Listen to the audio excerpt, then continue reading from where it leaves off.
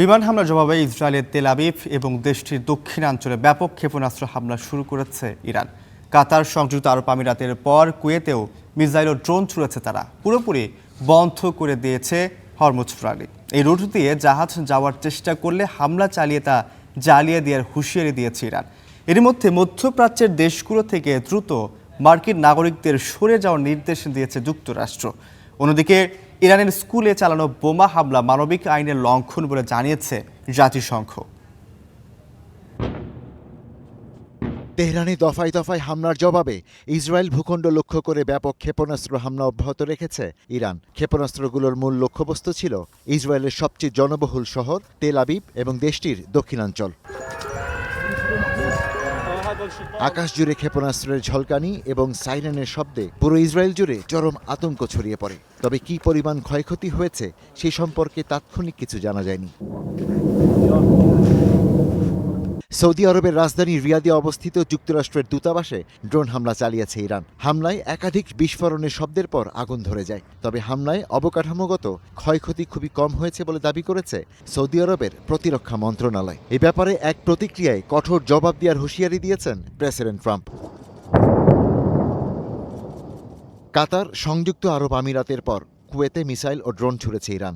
মঙ্গলবার ভোরে প্রায় একই সময় এই হামলা চালায় তেহরান। গত ২৮ ফেব্রুয়ারি থেকে ২ মার্চ পর্যন্ত ৩ দিনে ইরান থেকে আসা ১৭৮টির বেশি ক্ষেপণাস্ত্র এবং ৩৮০টিরও বেশি বিস্ফোরণবাহী ড্রোন লক্ষ্যবস্তুতে আঘাত হানার আগেই কুয়েত সেনাবাহিনী সেগুলো ধ্বংস করেছে বলে জানিয়েছে কুয়েতের রাষ্ট্রীয় সংবাদ মাধ্যম। এদিকে ইরানের অধিকাংশ মিসাইল ও ড্রোন ঠেকিয়ে দেওয়ার দাবি করেছে কাতারও। মধ্যপ্রাচ্যের দেশগুলোকে টার্গেট করার কারণ জানিয়েছেন ইরানের পররাষ্ট্রমন্ত্রী আব্বাস আরাকচি। তিনি বলেন, এসব দেশ থেকে যুক্তরাষ্ট্রের হামলা থামাতেই ইরানের এই পদক্ষেপ। এদিকে ইসরায়েলের প্রধানমন্ত্রী নেতানিয়াহু জানিয়েছেন, অন্তহীন যুদ্ধ চালাতে চায় না তার দেশ। ফক্স নিউজকে দেওয়া সাক্ষাৎকারে তিনি এ মন্তব্য করেন। তবে মার্কিন প্রেসিডেন্ট ইরান হামলা ৪ থেকে ৫ সপ্তাহ চলতে পারে বলে মন্তব্য করেছেন। এদিকে বৈশ্বিক তেল সরবরাহে সবচেয়ে গুরুত্বপূর্ণ সামুদ্রিক পথ হরমুজ প্রণালী পুরোপুরি বন্ধ করে দেওয়ার ঘোষণা দিয়েছে ইরানের ইসলামী বিপ্লবী গার্ড কোর IRGC। এই পথ দিয়ে কোনো জাহাজ পার হওয়ার চেষ্টা করলে সেটি জ্বালিয়ে দেওয়া হবে বলেও হুমকি দেওয়া হয়েছে। এরই মধ্যে ইরানের বিরুদ্ধে যুক্তরাষ্ট্র ও ইসরায়েলের সামরিক পদক্ষেপের জেরে নিরাপত্তা পরিস্থিতির অবনতি হওয়ায় মধ্যপ্রাচ্যের সকল দেশ থেকে নাগরিকদের দ্রুত সরে যাওয়ার নির্দেশ দিয়েছে যুক্তরাষ্ট্র।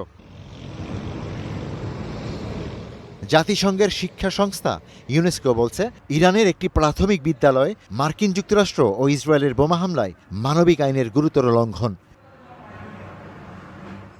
অন্যদিকে যুদ্ধ শুরুর পর এই পর্যন্ত ১,০০০-এরও বেশি IRGC ও ইরানের নিরাপত্তা কর্মকর্তার প্রাণ গেছে বলে দাবি করেছে ইসরায়েল।